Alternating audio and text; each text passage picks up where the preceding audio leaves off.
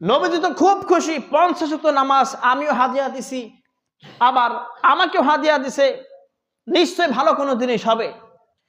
তো যখন আল্লাহ নবী বিশ্ব নবী আকে নামদার তাজদারে মদিনা 50 ওয়াক্ত নামাজ দিয়া যখন সপ্তম আসমান ভেদ কইরা ষষ্ঠ আসমানে আসতে আসার সঙ্গে সঙ্গে মুসা নবী বলতেছেন, নবীজি একটু দাঁড়ায়া যান, আপনি তো গেছিলেন আপনার আল্লাহ পাকের কাছে, আল্লাহ পাক আপনাকে কি দিছে আর আপনি আল্লাহ পাককে কি হাদিয়া দিয়েছেন?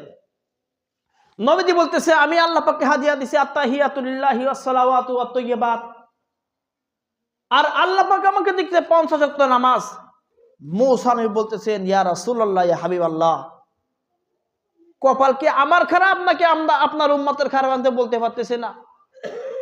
আমার উম্মতকে আল্লাহ পাক 2 ওয়াক্ত নামাজ দিছিল, তাই আমার উম্মত ঠিক মতন আদায় করতে পারে নাই, আর আপনার উম্মত তো বড়ই দুর্বল হবে, আপনার উম্মত 50 ওয়াক্ত নামাজ কিভাবে আদায় করবে? নবীজি এটা মারা যায় না, এটা মানতে পারতেছে না। আমার উম্মত 2 ওয়াক্ত নামাজ আদায় করতে পারে নাই, আর আপনার উম্মতকে 50 ওয়াক্ত নামাজ দিছে। ও নবীজি, এখনো সময় আছে, যান যান আল্লাহর কাছে ফিরে চলে যান, নামাজ পরিবর্তন কইরা নিয়ে আসেন। সুবহানাল্লাহ।